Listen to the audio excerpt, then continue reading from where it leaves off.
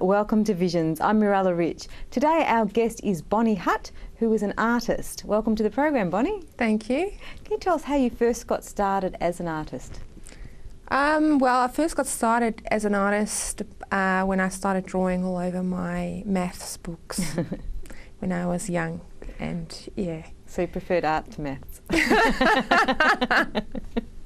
And what inspired you to pursue a career as a painter and artist? I think it's something I've always done and always been interested in, and yeah, just had to follow my calling. Yeah. And how would you describe your style of artwork? I would say it's a bit hard to pinpoint, but it's probably more along the lines of photorealistic surrealism. Mm. So, because you manage to capture, like, you can really see the face, the features and everything, and sometimes there are some kind of like very frightening looks on people's faces in your artwork. Why are they so scared? Well, I like to paint the shadow and I like to paint the light.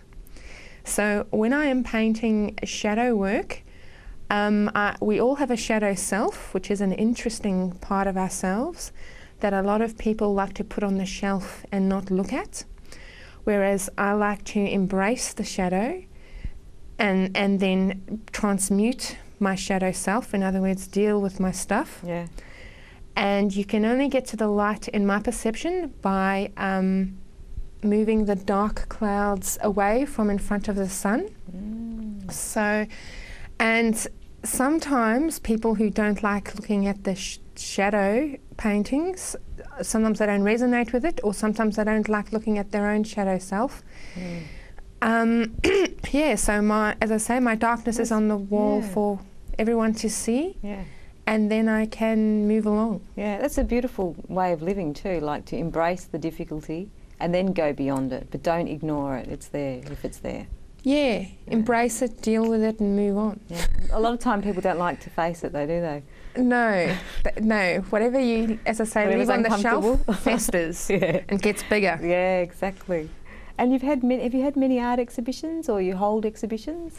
Well, at the moment, I mostly run my exhibitions from my gallery that I run. Beautiful. And you're also running an art school yourself.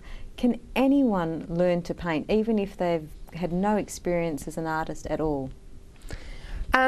Yes, anyone can learn to paint, and it actually takes different ingredients than what people think it takes. People think it takes talent to learn, but it actually just takes an interest in the subject matter. Like, I can learn to become a motor car mechanic, but I just don't have much interest in it.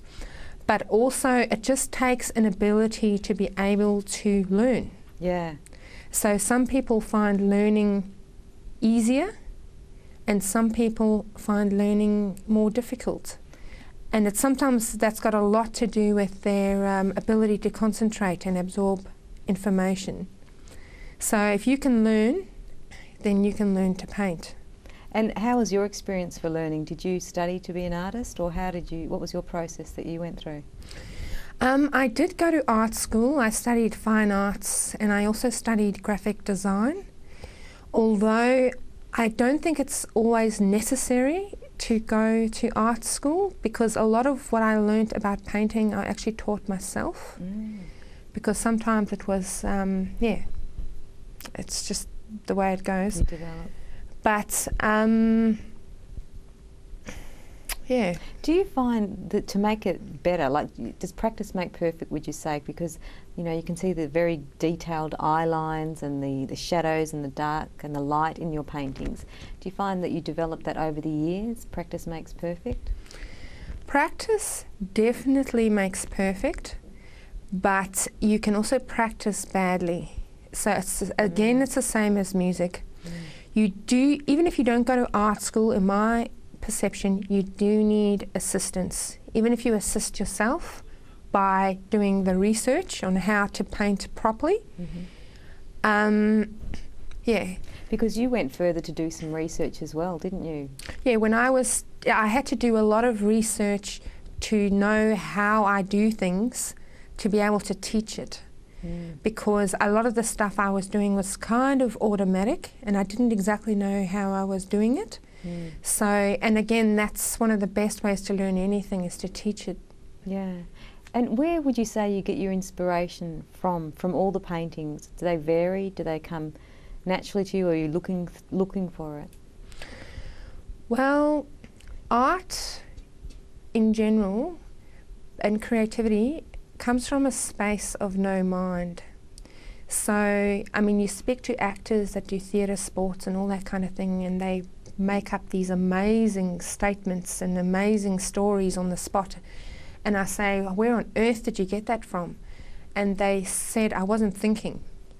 You know what I mean? Because it comes from the right-hand side of the brain, and in order to access that marvellous creativity, you don't think. But to get to that point, you do need to have the left-hand side of the brain, which is the technicalities, you know, working practiced. as well, Same as music again. Yeah. You learn the notes, the scales and the keys and whatever else, and then the creativity just flows through. Yeah. And what inspires you to paint? Again, like, a lot of that comes from the subconscious. I don't know. Yeah. My conscious mind doesn't know. Yeah. A lot of the stuff. It just is. It's one of those things. Yeah, and sometimes, like, I just paint the stuff and I don't know where it comes from, and then further down the line the meaning appears to me. Like, then further down the line I find out what it is. Okay. And I've also painted people and then they've turned up like I'd never met them before. Oh my goodness. So yeah, they've turned up like further down the line. So consciously I don't always know. That's beautiful. We're about to go to a break now. You're watching Visions. Stay with us. We'll be back with more very shortly.